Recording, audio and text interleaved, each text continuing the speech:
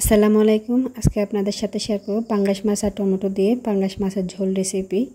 আমি এখানে দিয়ে দিলাম সরিষার তেল হাফ কাপ, দিয়ে দিলাম হাফ কাপ পেঁয়াজ কুচি,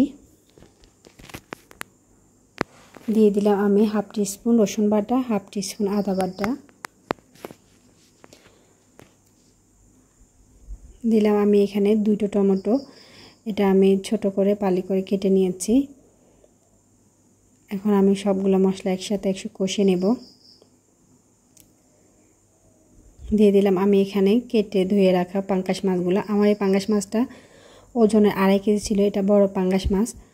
যদি কারো কাছে পাঙ্গাস মাছের একটু আস্তে গন্ধ লাগে সেক্ষেত্রে আপনারা লবণ আর একটু লেবুর রস দিয়ে পাঙ্গাস মাছটা ধুয়ে নেবেন, তাহলে আর গন্ধ করবে না। অনেকে হয়তো পাঙ্গাস মাছটা খেতে পছন্দ করেন, অনেকে পছন্দ করেন না।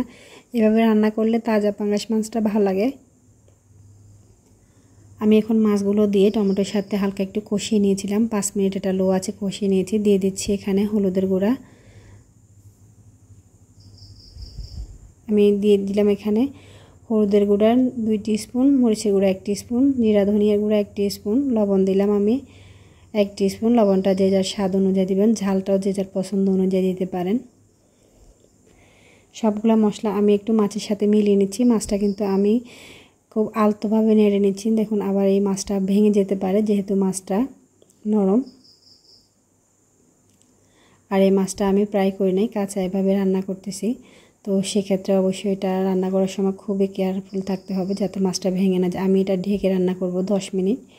আমি একটু মশলাগুলোর সাথে মাছটা সুন্দরভাবে ঢেকে কষিয়ে নিচ্ছি 10 মিনিটের মতো। দেখুন আমার ঝোলটা মাখামাখা হয়েছে। আমি এখানেও কিন্তু চামচ দিয়ে নাড়তেছি না, আমি একটু হাত দিয়ে পাতিলটা ধরে একটু নেড়ে দিচ্ছি। দেখে বুঝতে পারছেন আমি কীভাবে নাড়াচাড়াটা করে নিচ্ছি, এভাবে একটু নেড়ে নেবেন।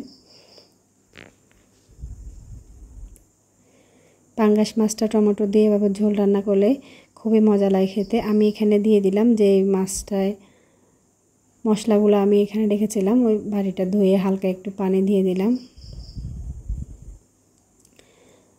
খুব বেশি পানি এখানে দিই না, আমি দিয়ে দিলাম এখানে 2-3টা টমেটোগুলো আমি একটু কীভাবে কেটে নিয়েছি দেখেন, 2টা আমি কাঁচামরিচ দিয়ে দিয়েছি।